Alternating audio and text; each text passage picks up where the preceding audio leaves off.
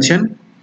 গণিত বিষয়ে digital content কিভাবে তৈরি করব। আমরা জানি প্রত্যেকটা বিষয়ের ডিজিটাল কন্টেন্ট তৈরি করার আলাদা কিছু নিয়ম নীতি আছে। সেই নিয়ম নীতির উপর ভিত্তি করে সেই নিয়ম নীতিগুলো আমরা জানবো এবং সেই নিয়ম নীতির উপর ভিত্তি করে গণিত বিষয়ের একটি ডিজিটাল কন্টেন্ট, নমুনা কন্টেন্ট এখানে আমরা দেখানোর চেষ্টা করব। আশা করছি যারা অনলাইন প্রশিক্ষণ কোর্সটি করছেন আইসিটির উপরে, তারা সহ যারা ডিজিটাল কন্টেন্ট নিয়ে কাজ করতে চান, ভালো মানের কন্টেন্ট তৈরি করতে চান, তারা এই টিউটোরিয়াল থেকে উপকৃত হবেন। এবং এই টিউটোরিয়াল সম্পর্কিত আপনাদের ভালো লাগা মন্দ লাগা যদি আপনারা জানাতে চান, তাহলে আমাদের হোয়াটসঅ্যাপ নাম্বার আছে। এছাড়া যদি আপনি এই পিডিএফটি পেতে চান বা এই পাওয়ার পয়েন্টের প্রেজেন্টেশনগুলো আপনি পেতে চান, তাহলে আমাদের সাথে হোয়াটসঅ্যাপ করতে পারেন। শুরু করছি আমাদের আজকের আলোচনা। গণিত বিষয়ের ডিজিটাল কন্টেন্ট তৈরির যে কৌশল, এটি জানার আগে প্রথমত আমাদের গণিত বিষয়টা সম্পর্কে একটু ভালো ধারণা থাকা দরকার। আমাদের গণিত বিষয়ের পাঠে আমরা মূলত পর্যায়ক্রমিক কিছু কাজ করে থাকি। সেই পর্যায়ক্রমিক কাজগুলোর উপরে ভিত্তি করেই আলোকেই মূলত আমাদের কন্টেন্ট তৈরি করতে হবে। সেই পর্যায়ক্রমিক কাজগুলো কি সেটি আমরা জানব। আর আমাদের প্রথম থেকে পঞ্চম শ্রেণীর যে গণিত বইটা, সেইটা কিভাবে লেখা হয়েছে সেইটা সম্পর্কে আমার একটা ভালো ধারণা থাকা দরকার। এখানে মূলত দুইটা চরিত্রের মাধ্যমে পাঠের বিষয়বস্তুকে উপস্থাপন করা হয়েছে, আর একটি মূল প্রশ্নর মাধ্যমে পাঠটি শুরু হয়েছে। গণিতের ক্ষেত্রে একটি সমস্যা শিক্ষকের সাহায্যে সমাধানের জন্য রাখা হয়েছে। শিক্ষণ অগ্রগতি যাচাইয়ের জন্য শিক্ষার্থীদের জন্য অনুশীলনীর ব্যবস্থা আছে এবং গণনার ক্ষেত্রে 10 বেস বা দল ভিত্তিক বা 10-এর গণনা এই পদ্ধতি ব্যবহার করা হয়েছে। এইভাবে কিন্তু আমাদের বইগুলো লেখা হয়েছে। এবং গণিতের যে পর্যায়ক্রমিক কাজগুলো, সেই কাজগুলো কি কি? গণিতের পাঠদানের ক্ষেত্রে আমরা একটি প্রশ্ন দিয়ে শুরু করব ঠিকই, কিন্তু এখানে গণিত উপস্থাপনের যে 3টা ধাপ আছে আমাদের, একটা হলো বাস্তব পর্যায়, একটা হচ্ছে অর্ধবাস্তব পর্যায়, একটা হচ্ছে বস্তু নিরপেক্ষ। অর্থাৎ গণিতের ক্ষেত্রে আমরা যতই ডিজিটাল কন্টেন্ট তৈরি করি, কিন্তু বাস্তব পর্যায়টা আমাদের কিন্তু একটা থাকবেই। অর্থাৎ গণিত পাঠদান করতে গিয়ে আমাদের বাস্তব পর্যায়ে আগে উপস্থাপন করতে হবে, কারণ বাস্তব বাদ দিয়ে গণিত হবে না। তারপরে আমরা ডিজিটাল কন্টেন্ট উপস্থাপন করব, সেটা অর্ধবাস্তব পর্যায়গুলো দেখাবো, বস্তু নিরপেক্ষ পর্যায়ে কি কি করব সেগুলো আমরা দেখাবো। তারপরে আমরা দলে কাজ দিয়ে থাকি সাধারণত, তারপরে একক কাজ দিয়ে, সর্বোপরি আমরা চক বোর্ডের ব্যবহার করি, শিক্ষার্থীদের চক বোর্ডে আনি।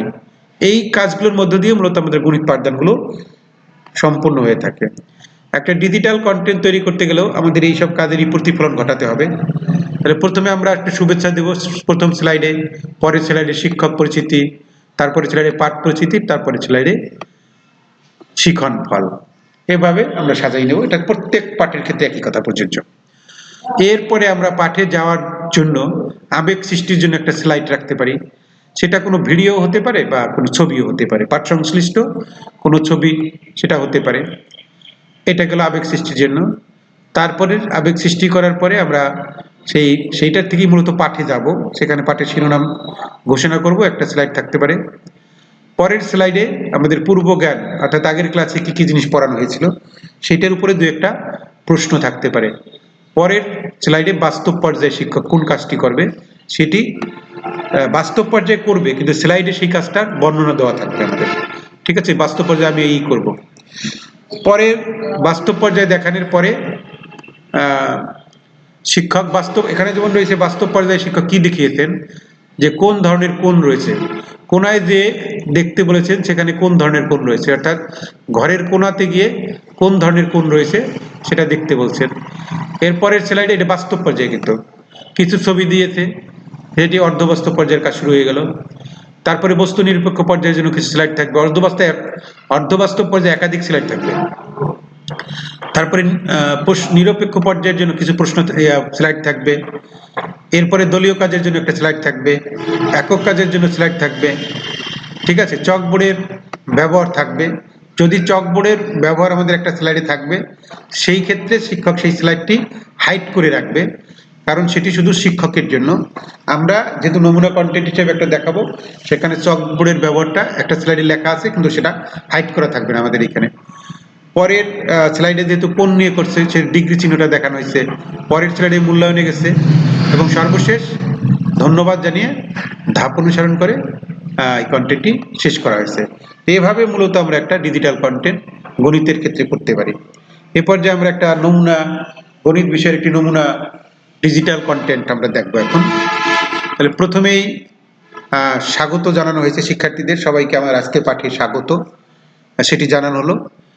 এরপরে শিক্ষকের একটা পরিচিতি থাকবে। আমরা এই কন্টেন্টটি মূলত আমাদের নিপুণা বিশ্বাস, আমাদের একজন সম্মানিত সহকারী শিক্ষক, নয়াকান্দি বাজিতপুর সরকারি প্রাথমিক বিদ্যালয়, রাজুর মাদারীপুর। তিনি আমাদের একজন অনলাইন প্রশিক্ষণার্থী ছিলেন। তার তৈরিকৃত ডিজিটাল কন্টেন্টে আমরা আংশিক সংশোধন করে এখানে ব্যবহার করছি, সেই জন্য তার প্রতি আমরা কৃতজ্ঞতা স্বীকার করছি। এই হচ্ছে শিক্ষক পরিচিতি গেল। এরপরে পাঠ পরিচিতি থাকবে। পাঠ পরিচিতিতে আমাদের কোন বিষয়ের পাঠটা নেওয়া হয়েছে, প্রথম শ্রেণীর গণিত অধ্যায় কি পড়াবো, যোগের ধারণা, বা আজকে কততম পাঠ সেটিও থাকবে। গণিতের ধারণার উপরে তো একাধিক পাঠ আছে, কিন্তু আজকের পাঠটার নাম্বার কত, পাঠ নং 1 বা 2 3 এভাবে আরো উল্লেখ করা থাকবে। আমাদের কারিকুলামের থেকে মূলত এই পাঠটা নিতে হবে। আচ্ছা, এটা গেল পাঠ ঘোষণা গেল। তারপর শিখন ফল কি হবে, আজকের এই পাঠের শিখন ফলটা আগে আসবে। কি হবে সেটি উল্লেখ করা আছে, যে উপকরণের সাহায্যে সংখ্যা যোগ করে প্রতীকের মাধ্যমে তা প্রকাশ করতে পারবে, যোগ এবং সমান চিহ্ন চিনে বলতে পারবে। এটা আমাদের শিখন ফল। এসো একটি মজার ভিডিও দেখি। এখানে একটি মজার ভিডিও দেখানোর বিষয় বলা হয়েছে, এবং ভিডিও থেকেই মূলত সেই পাঠটা চলে আসবে। ভিডিওতে হয়তো সংখ্যার ধারণা,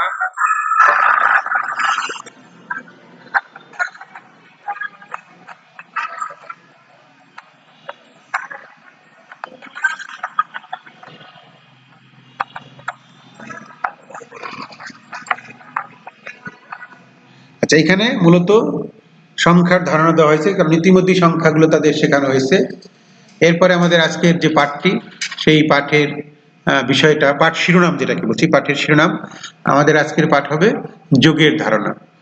হ্যাঁ, বাস্তব পর্যায়ে গিয়ে আমরা কি করব, বাস্তব পর্যায়ে কাঠি, বিচি, কলম, মার্বেল দিয়ে শিক্ষার্থীদের সহযোগিতায় যোগের ধারণাটা আমরা বাস্তব পর্যায়ে দিব। এটার একটা স্লাইডে আমাদের এটা থাকবে। প্রয়োজনে এই স্লাইডটি হাইড করা অবস্থায় থাকতে পারে, কিন্তু এরকম একটা স্লাইড আমাদের রাখতে হবে। এর পরবর্তীতে আমরা অর্ধবাস্তব পর্যায়ে কিছু ছবি দেখব। এখানে একটা ছবি আসলো। হ্যাঁ, দীপুর কাছে কয়টি ফুল ছিল, দীপুর কাছে 2টি ফুল আছে। এরপরে ইমার কাছে কয়টি ফুল আছে, 3টি ফুল। অর্থাৎ এই সংখ্যার যে ধারণা, এইটা মিলে সবগুলো ফুল যদি এক লাইনে সাজাই তাহলে কয়টা ফুল হয়, তাহলে 5টি ফুল হয়। এখানে কিন্তু ছবি দিয়ে অর্ধবাস্তব, এটাকে বলছি অর্ধবাস্তব পর্যায়। এবং এই যে ফুলগুলো যে নড়াচড়া করছে, এটা জিপ ফুল নেওয়া হয়েছে, যে সে ফুলগুলো নড়াচড়া করতে পারে। অর্থাৎ ছবির মধ্যে জিপ ছবি যেটাকে বলি আমরা, GIF, জিপ, সেই জিপ থেকে এটা নেওয়া হয়েছে, বিধায় এগুলা ফুলগুলো নড়াচড়া করতেছে। তাহলে এইখান থেকে মূলত অর্ধবাস্তব পর্যায়ে আমাদের কাজ শুরু হয়ে গেল। এরপরে আমরা এখানে কয়টি হাঁস, হ্যাঁ, উত্তর আসলো 2টি হাঁস। এখানে কয়টি হাঁস, উত্তর আসলো কয়টি হাঁস, উত্তর আসলো 1টি হাঁস। তাহলে 2টি হাঁস আর 1টি হাঁস মিলে মোট কয়টি হাঁস হয়, একসাথে মোট কয়টা হাঁস হলো, মানে যোগের ধারণা অর্ধবাস্তব পর্যায়ে দেখানো হয়েছে। তাহলে মোট 3টা হাঁস। তাহলে হাঁসগুলো এখানে হাঁসের মতো আমরা ছবি, জিপ ছবি নেওয়া হয়েছে, সেজন্য হাঁসগুলো নড়াচড়া করতেছে। এই ধরনের ক্ষেত্রে আমরা জিপ ছবি ব্যবহার করতে পারি। এবং পিছনে একটা ব্যাকগ্রাউন্ড দেওয়া হয়েছে, যাতে জিনিসটা বাস্তবের সাথে মিল করে, অর্থাৎ পানির মধ্যে হাঁসগুলো নড়াচড়া করতেছে। তাহলে 2টি হাঁস আর 1টি হাঁস একত্রে মোট কয়টি হয়, একসাথে মোট কয়টা হাঁস হয়, 3টা হাঁস। এই তো যোগের ধারণাগুলো তারা পাচ্ছে। এখানে কয়টা ফুল, একটা শাপলা ফুল। কয়টা শাপলা ফুল, 3টা শাপলা ফুল। তাহলে এখন একত্র মিললে কয়টা শাপলা ফুল হবে, একত্র করলে কয়টা শাপলা হবে, শাপলা ফুল হবে, এটা হবে 5টি। তাহলে তারা 4টি, সেটা 4টি তারা বলতে পারলো। যোগের ধারণা পাচ্ছে কিন্তু অর্ধবাস্তব পর্যায়ে। এখানে কয়টা প্রজাপতি, ছবিতে কি দেখতে পাচ্ছ, প্রজাপতি দেখতে পাচ্ছি। এখানে কয়টা প্রজাপতি, কয়টা প্রজাপতি আছে গণনা করি, গণনা করলো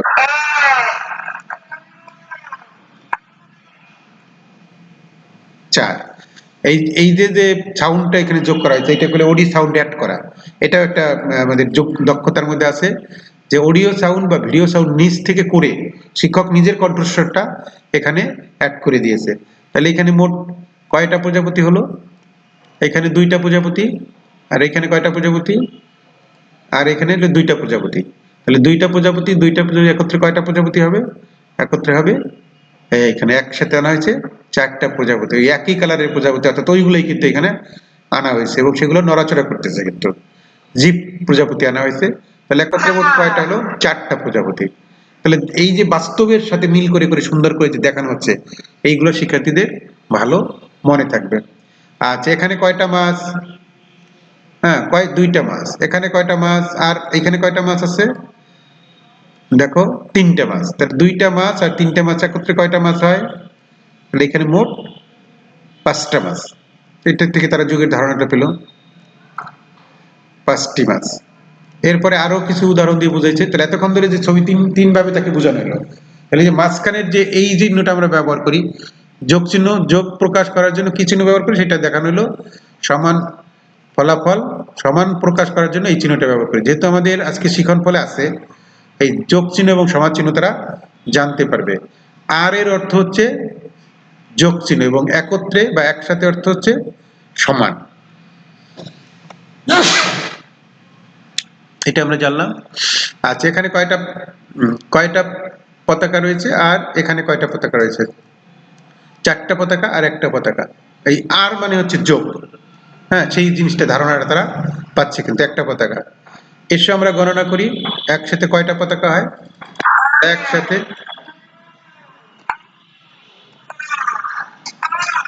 তাহলে মোট কয়টা হলো? একত্রে 5টা পতাকা হলো। এটা গণনা করে কয়টা পেলাম আমরা? 5টা পতাকা পেলাম। ঠিক আছে, আচ্ছা, ভেরি গুড। এখানে কয়টা আছে? 3টা। এখানে কয়টা আছে? আর এখানে আস্তে আস্তে কিন্তু আর কথাটা আর এখন আসে নাই, কারণ ওইটা ছিল কথায়। আর এর জায়গায় যে আমরা প্লাস চিহ্ন ব্যবহার করতে, যোগ চিহ্ন ব্যবহার করতে হয়, সেটি কিন্তু এখানে দেখানো গেছে। এখানে অর্ধবাস্তব থেকে আস্তে আস্তে তো বস্তু নিরপেক্ষে আমাকে যেতে হবে, সেই জন্য সেটি করা হয়েছে সমান। এখানে মোট কয়টি? এখনো কিন্তু ছবি আছে প্লাস সংখ্যা আছে। এর পরবর্তীতে আমাদের এখানে কয়টা চরকি দেওয়া হয়েছে? একটা। এখানে কয়টা? 2টা। তাহলে মোট কয়টা হয়? 3টা। ঠিক আছে, এই যে চরকিগুলো ঘুরতেছে, এটা কিন্তু পাওয়ার পয়েন্টের একটা কাজ, সেটা অ্যাডভান্স লেভেলে আপনারা জানতে পারবেন। আচ্ছা, তাহলে এখন আমরা এই এতক্ষণ বুঝালাম, বুঝানোর পরে এখন আমরা একটা দলে কাজ দেই। তাহলে তোমরা এতক্ষণ ধরে গণিতের বিষয়গুলো সম্পর্কে পরিপূর্ণ একটা ধারণা, যোগের বিষয়গুলো সম্পর্কে একটা ধারণা পেয়েছো। এখন আমাদের দলে দলে তোমরা এই অঙ্কগুলো করবা। শাপলা দল আর গোলাপ দল, দুটো দল করলাম। কোনটি যোগ চিহ্ন তারা এখান থেকে এখানে যোগ চিহ্ন তারা চিনে কিনে তারা সেটা বলবে। আচ্ছা, সেটা এখানে ক্রোশ চিহ্ন আসলো মানে এটা হবে না, এরপরে এটা ক্রোশ চিহ্ন আসলে এটা হবে না, এটা ক্রোশ চিহ্ন আসলে এটা হবে না, এটা হবে কিনা না। তাহলে এইটা হচ্ছে যোগ চিহ্ন। আর গোলাপ দলের জন্য কোনটা উত্তর হবে? সমান চিহ্ন কোনটা? এইটা হচ্ছে সমান চিহ্ন। এই জিনিসটা এভাবে দলগত কাজ দেওয়া হয়েছে, তারা এখানে এসে মূলত এই কাজগুলা করবে। এরপরে আরো দলীয় কাজ দেওয়া হয়েছে, মানে জোড়ায় কাজ। এটা এখানে জোড়ায় জোড়ায় দেওয়া হয়েছে। এই জোড়াকে দেওয়া হয়েছে 3 আর 1 কত হবে? তাহলে এখান থেকে কোনটা হবে? 5, সেটা হয়ে গেল। আর এক জোড়াকে দেওয়া হয়েছে 2 আর 3 কত হবে? সেটা ওখান থেকে বলবে। এরপরে জোড়ায় জোড়ায় করা হলে এখন হচ্ছে একক কাজ। আচ্ছা, 4 আর 1 5, সে একা একা করতেছে, এটা কোনটা হবে? এটা হবে। যদি সে মনে করে এইটা হবে, তাহলে এটা সে ক্লিক করবে, কিন্তু এটা উত্তরটা ভুল হয়েছে, আবার চেষ্টা করো। তার মানে ক হবে না। আবার খতে দিলাম, উত্তরটা ভুল হয়েছে, এটা হবে না, তাহলে আবার চেষ্টা করবে। এই যে কাজটা আমরা করতেছি, এটাও কিন্তু একটা পাওয়ার পয়েন্টের কাজ। উত্তরটি ভুল হয়েছে, আবার চেষ্টা করো, এবং লাস্টলি সে যখন দিল উত্তরটা সঠিক হয়েছে এবং সে তখন একটা থ্যাংক ইউ পেয়েছে। এটা এককভাবে করতেছে। এরপরে তাকে অনেক ধন্যবাদ দেওয়া হলো। পরবর্তীতে আমরা পরের প্রশ্নে চলে গেলাম। পরের আবার আর একটা প্রশ্ন আসলো যে এই অঙ্কটা তুমি করো। এখানে 2 আর 1 কত হবে? 2 আর 1 কত হবে?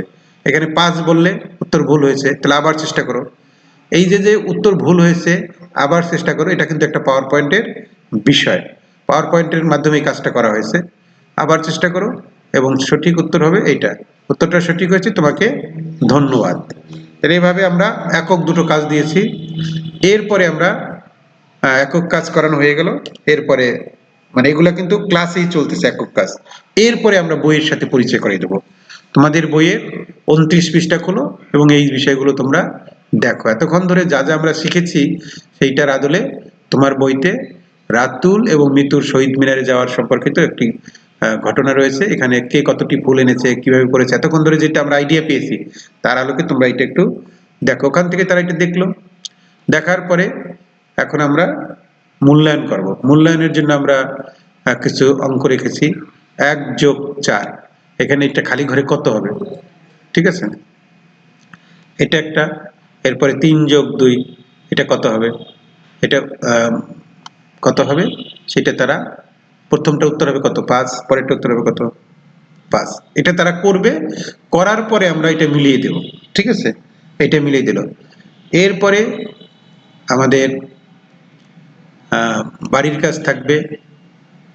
আর আমাদের এর মাঝখানে কিন্তু আমাদের একটা চকবোর্ডের ব্যবহার ছিল, সেই চকবোর্ডের ব্যবহারটা এখানে কিন্তু সেই স্লাইডটা হাইড করা আছে, অর্থাৎ একটা জায়গায় গিয়ে তাদের পাঠের সাথে লিঙ্ক করার জন্য চকবোর্ডে নিয়ে যেতে হবে, ঠিক আছে, বোর্ডেও তাদের কিছু অনুশীলন করাইতে হবে এবং সেটা বুঝাইতে হবে তাদের।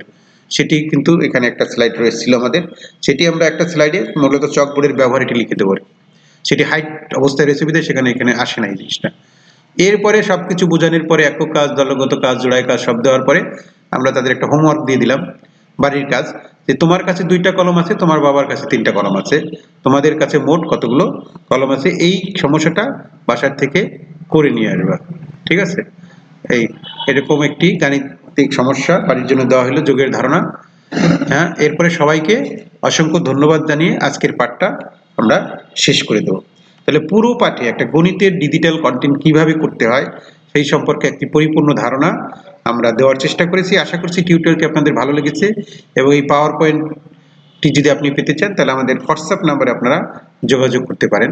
দেখা হচ্ছে অন্য কোনো বিষয় নিয়ে, আমাদের সাথেই থাকেন। আমাদের আইসিটি ট্রেনিং ফর অল, শিক্ষা প্রশিক্ষণ প্রযুক্তি, সমসাময়িক যে কোনো বিষয় নিয়ে টিউটোরিয়াল পেতে সবার আগে আমাদের আইসিটি ট্রেনিং ফর অল চ্যানেলটি সাবস্ক্রাইব করে আমাদের কাজকে উৎসাহিত করবেন।